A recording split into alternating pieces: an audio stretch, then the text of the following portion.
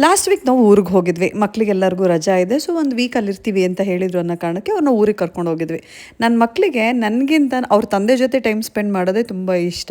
Being a strict ಮಮ್ ಮಕ್ಕಳು ಕೂಡ advantage ತೊಗೊಳ್ತಾರೆ. ಸೊ ಊರಿಗೂ ಹೋದಾಗ ಅಫ್ಕೋರ್ಸ್ ತೋಟಕ್ಕೆ ಹೋಗೋದು, ಎಳ್ನೀರು ಕುಡಿಯೋದು ಇಟ್ಸ್ ಅ ಪ್ರಿವಿಲೇಜ್ ಅಂತ ಅನಿಸುತ್ತೆ ನಮಗಂತೂ.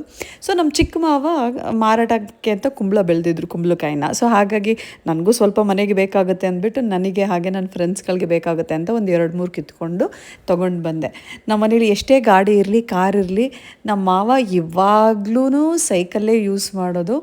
ನಾವು ಕೂಡ ಅವ್ರಿಗೇನು ಫೋರ್ಸ್ ಮಾಡಲ್ಲ. ಅವ್ರಿಗೇನು ಇಷ್ಟ, ಯಾವುದ್ರಲ್ಲಿ ಓಡಾಡಬೇಕು ಅನಿಸುತ್ತೆ ಅದರಲ್ಲೇ ಓಡಾಡಿ ಅಂತ. ಆದರೂ ಹೇಳ್ತೀವಿ ಗಾಡೀಲಿ ಓಡಾಡಿ ಅಂತ. ಬಟ್ ಅವ್ರಿಗೆ ಅವ್ರದ್ದೇ ಆದ ಒಂದು ಪ್ರಿನ್ಸಿಪಲ್ಸ್ ಇದೆ. ಸೊ ನಮ್ಮ ತೋಟದ ಹತ್ರ ತುಂಬ ನವಿಲುಗಳು ಬರುತ್ತೆ. ನಮ್ಮ ಅತ್ತೆ ಮಾವ ಎಲ್ಲ ತುಂಬ ನವಿಲುಗರಿಗಳನ್ನ ತೊಗೊಂಡೋಗಿ ಇಟ್ಕೊಂಡಿರ್ತಾರೆ ನಮಗೆ ಅಂತಲೇ. ಸೊ ನಾವು ಹೋಗಬೇಕಾದ್ರೆ ಅಲ್ಲಿ ಜೋಳ ನೋಡಿದ್ವಿ. ನನ್ನ ಮಗನಿಗೆ ತುಂಬ ಇಷ್ಟ ಕಾರ್ನ್ ಅಂದರೆ. ಅವ್ನಿಗೆ ತೋರಿಸಿದ್ವಿ ನಾವು ಇದು ಜೋಳ ಅಂತ. ಸೊ ಅದರಲ್ಲಿ ಏನೋ ಇದೇನೋ ಅಂತ ಹೋಗಿ ನೋಡ್ದೆ. ಬಟ್ ಆದರೆ ಅಷ್ಟು ಅದು ತುಂಬ ಎಳೆದಾಗಿತ್ತು, ಬಲ್ತಿರಲಿಲ್ಲ. ಸೊ ಎಲ್ಲ ಎಳ್ನೀರನ್ನ ಕುಡಿದು ಬರ್ತಾ ಸ್ವಲ್ಪ ಜೋಳ ತೊಗೊಂಡು ಬಂದ್ವಿ. ನಾನು ಸ್ವಲ್ಪ ಹೆಲ್ಪ್ ಮಾಡೋಣ ಅಂತ ಟ್ರೈ ಮಾಡಿದೆ. But it was not my cup of tea.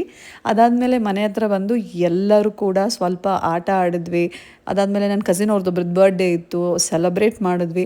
ನನ್ನ ಮಗ ಏನಕ್ಕೋ ಒಂದಿಷ್ಟು ಗೋಳಾಡ್ತಿದ್ದ. ಇದಾಗಿತ್ತು ಈ ಒಂದು ಬ್ಲಾಗಲ್ಲಿ ನಮ್ಮ ಡೀಟೇಲ್.